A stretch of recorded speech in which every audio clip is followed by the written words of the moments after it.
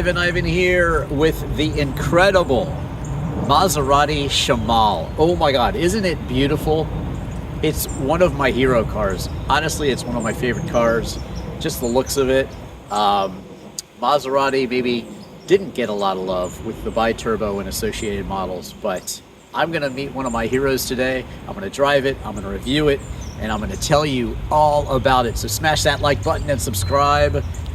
I am going to drive the Maserati Shamal. Oh, wow. What can I say about the shape? I mean, just look at those fender flares. It's just so muscular. I always like the look of the bi-turbo, but this is like a bi-turbo on steroids. And wow, just every angle is just, to me, to my eye, absolutely stunning. Let's go ahead and walk back here a little bit and show you. What do you think of those fender flares? Amazing. Marcello Gandini here. What did he design? So many cars. Lamborghini Miura, Lamborghini Countach, and that is a staple of his design right there. The Espada, Lancia Stratos, Alfa Montreal. I mean, so many amazing cars. And yeah, his designs to me are just some of the best in the world. It's jaw-dropping to me. To me, it doesn't even matter so much, even the driving experience, which I'm very much looking forward to showing you. It's just stunning. Those wheels are incredible. Owner said they were an option, but it's very hard to find out, you know, a lot about these cars. I would say it's unmistakably, you know, from that bi-turbo generation, which was all through the 80s basically, but the headlights were upgraded for this one, and they kept that design actually.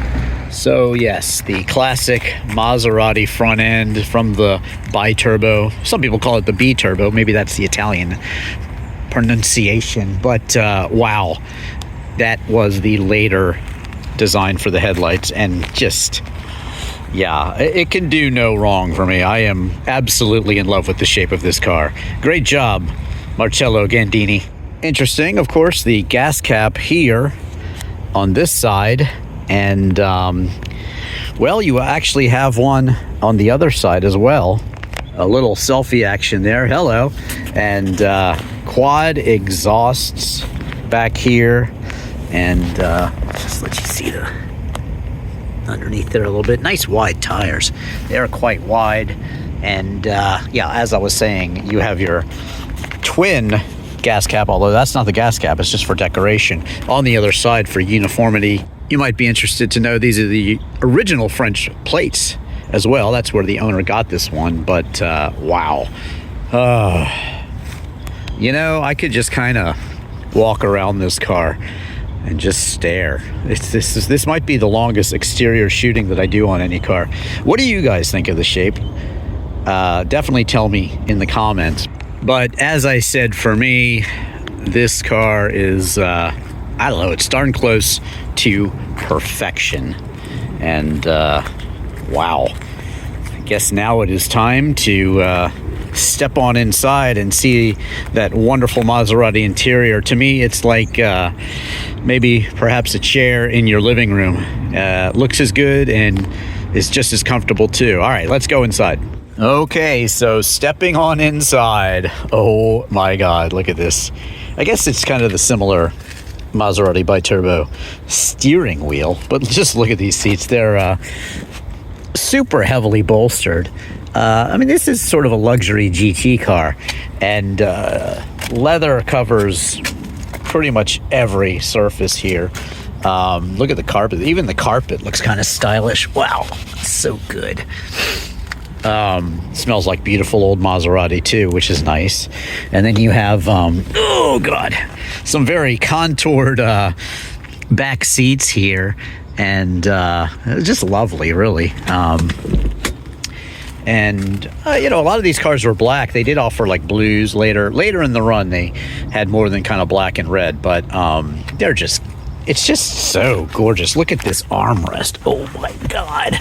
And it's got some storage in there.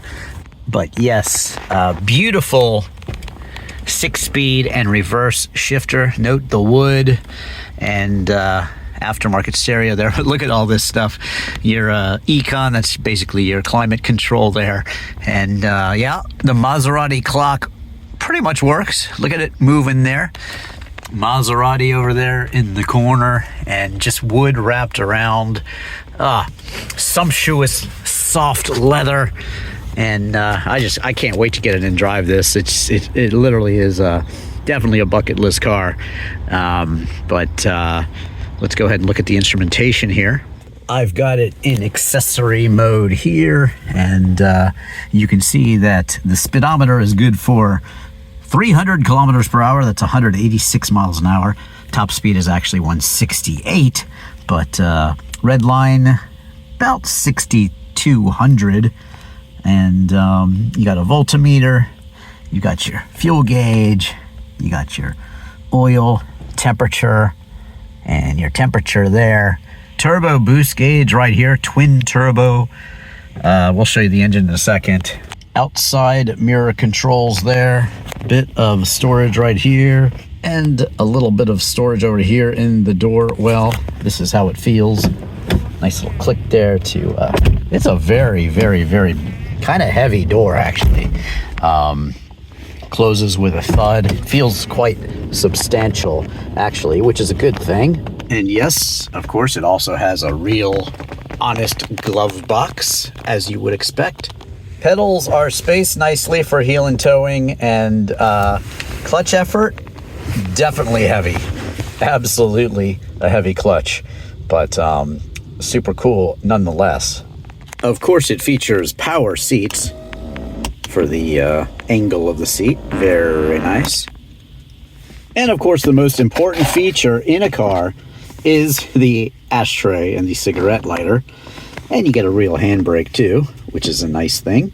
So yes, the Maserati Shamal's interior is everything you would expect from a 80s bi-turbo, although this is actually moving into the 90s, 1989, and then through 1996 is when they produced the Shamal. But yes, a really nice Grand Touring coupe, 4 seats, and wow. Yeah. Like I said, just like sitting in your living room, this is what you'd expect from your seats there, and you might not expect it from a car, but that's what the Maserati gives you. Tons of leather, and also very, very beautiful wood trim throughout. A normal key opens the trunk, and you might be surprised. It's got a lot of room. Stays up nicely. Porsche, take note. Everybody knows that sometimes the Porsche supports are problematic, but look at the beautiful rear lights, and again, those quad exhausts for the twin turbo V8, which I'm about to show you. But yeah, plenty of storage for your weekend or even week-long getaways, maybe. Oh, there you go. Twin turbo V8, 8 valve, says 4AC, 32 valve there. What is going on there? 32, wow. A lot of numbers on this Maserati engine, but it is a twin turbo V8, whereas the bi-turbo was a V6. So this one basically is similar, but has the 2 cylinders tacked on. And you get 322 horsepower and 318 pound-feet of torque, or actually I think I might reverse those. But the peak torque comes on only at 3,000 RPMs, and the horsepower max is at 6,000. So it is pretty darn torquey. I am definitely looking forward to reviewing it, driving it. It's just amazing, and it sounded so good driving up here. I'll show you more of that. You'll hear it. It's just amazing. But 0 to 62, which is 100 kilometers per hour, takes 5.3 seconds onto a top speed of 168 miles an hour.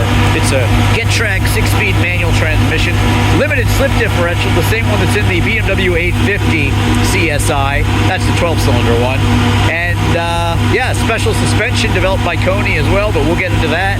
And wow, great looking engine, huh? I think so. Also, check out all my other Italian car reviews. The Countach, I tell you the truth about driving the Countach. I just reviewed the Bizzarini 5300 GT Strada, ISO Revolta. I do a whole buyer's guide on my Maserati Spider. And search any car in Drivin Ivan. Have you smashed that like button yet? I hope you have, and subscribe. And hey, buy me a coffee if you feel like it. I'm gonna drive this thing now. Let's go.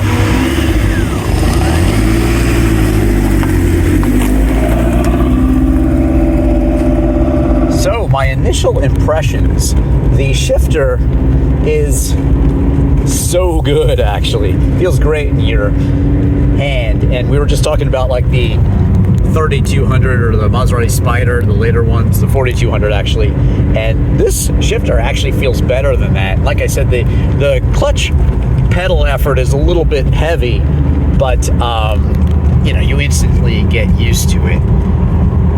Being the V8, it definitely has more power, and you notice that right away. Ooh. You hear that? Isn't that great? And it just, there's just something about these old Maseratis that to me, they just feel so special. They just seem to strike the right balance between sport and luxury. Again, it's like I'm sitting in my living room chair here, and the bolsters are insane. I'm sitting at about 3,500 RPM here, and let's just get into it.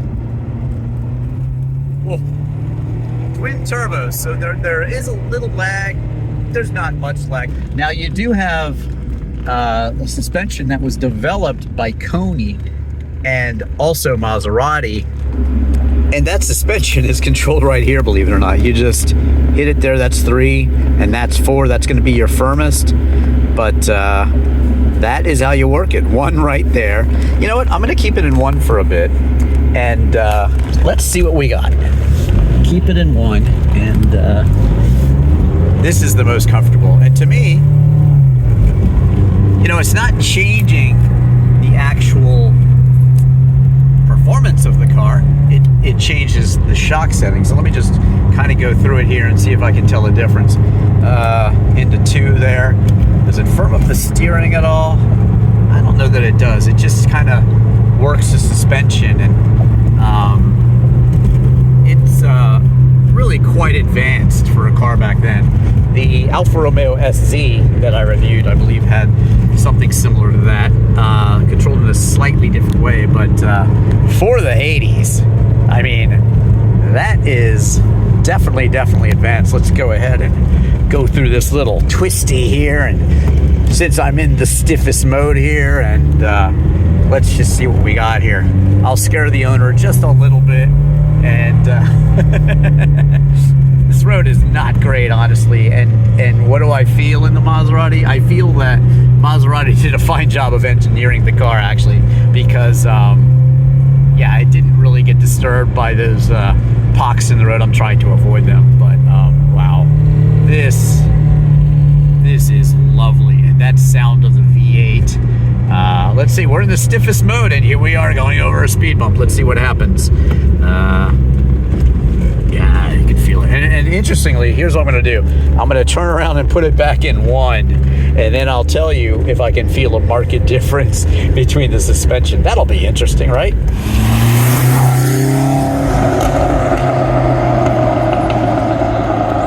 Okay, notice the 1 there lit up. We are gonna go over the speed bump in the most comfortable setting. Here we go. Yup, it is softer. Absolutely. I will say it again. Sometimes I drive a car and I'm like, it does not meet my expectations. This one, wow, it's kind of ahead of its time. So this is a 1991 Maserati Shamal, and the bi-turbos really got a bad rap in America, and for good reason. I mean, there was quality issues, and you know, they just felt a little wonky, and there were just so many complaints. You know, Maserati kind of pulled out in shame. This one, though, the Shamal, was produced and only available in Europe, but it was far, far ahead of the biturbo. They basically fixed everything. They made it look better. Marcello Gandini, his design is amazing. And this was when Di Tommaso actually owned Maserati, and you know, he really loved the car. There was the car before this one was the Camsen, I believe, and they're all named after winds out of the Middle East or Africa. And he actually got out of the company at about this time. So he introduced the car, but then it was actually taken over. I believe Fiat came in and gave some much needed money to Maserati. But this car lasted until 1996. And to me, it was very, very good. Of course, they relaunched in America with the 4200, but they had the 3200, the V6, with the boomerang rear headlights in Europe before they came to America here with the later cars. So yes, the Maserati Shamal is the range topper from Maserati at that time, and they really did put out all the stops with the 2 extra cylinders and the Koni suspension, a beautiful interior that I think is above and beyond the other cars of the time. Also, the Ghibli came in as another model, but this was still topping the range. That one does have that beautiful Gandini wheel arch too. I have a bunch of Italian videos where I actually reviewed the Alfa 146 in Tuscany, and you should check that out. But yeah, just search Drivin Ivan in any car. But yeah, the Ghibli is very cool, and again, it's because it looks like this one. This one with the fender flares and everything, just wow, what a lovely, lovely car. By the way, notice it's 7 degrees Celsius right now. So nice of the Shamal to let us know the temperature. Super cool. And so nice to be heading back up this little twisty road here.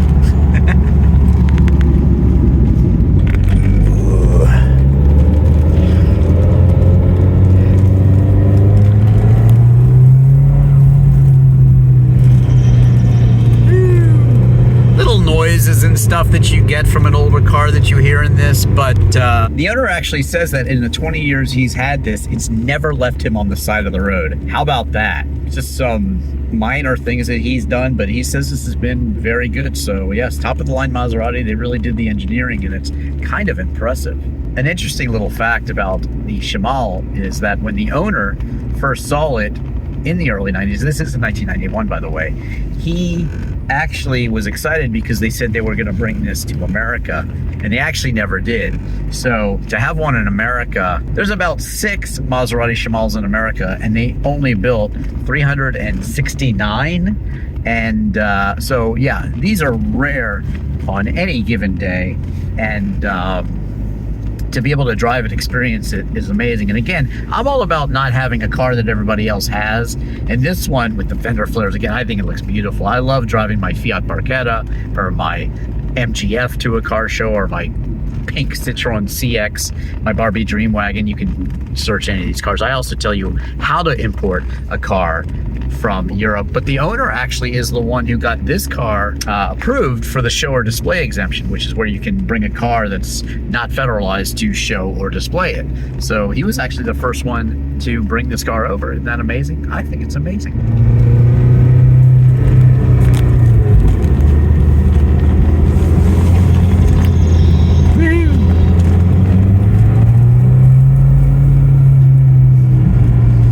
Check out the turning circle of the Shamal as we glide around here. And the power steering effort, actually, you'll be happy to know, is actually, you know, you could tell it's sort of yesterday's technology in a sense, but it's actually pretty light effort. And so another kind of nice engineering point of this car, it's got nice power steering and just enough assist to make it easy, but not too much. So there you go. Brakes, yeah, brakes are strong. They're quite good for a car of this era, and pedal feels good. And again, that shifter is really, really nice. Okay, let's see the boost gauge in action.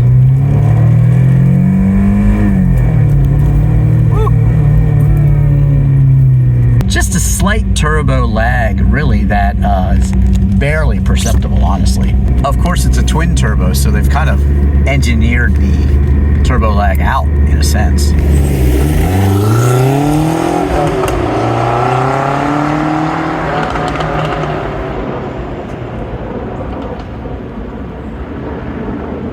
So the Maserati Shamal in many ways was absolutely ahead of its time because it was really one of the first cars to have a 6-speed manual transmission also. Besides the special Coney suspension and the V8 twin turbo, you had like the Ferrari F40 with a V8 twin turbo and the 288 GTO, so it's in rarefied company. And the first car to have a 6-speed manual transmission was actually the 850 CSI, 12-cylinder BMW. Yeah, so this car was innovative, and I think in terms of style, there's not too many cars on the road that I think are cooler than the Maserati Shamal. And let me say something about Maserati. 26 more years of racing history than Ferrari. They were 5 brothers from Bologna, Italy. The Neptune crest is from a statue in their hometown in Bologna, so one of the brothers was like a graphic designer. He came up with that, so that's why you see that Neptune's seal as the Maserati mark emblem. And there is just something about Maseratis, I tell you. I absolutely love them. I think they're less pretentious, perhaps, than Ferraris. Ferraris are fine cars. Watch my Ferrari factory tour, as a matter of fact. That being said, there is just something I absolutely love about Maserati.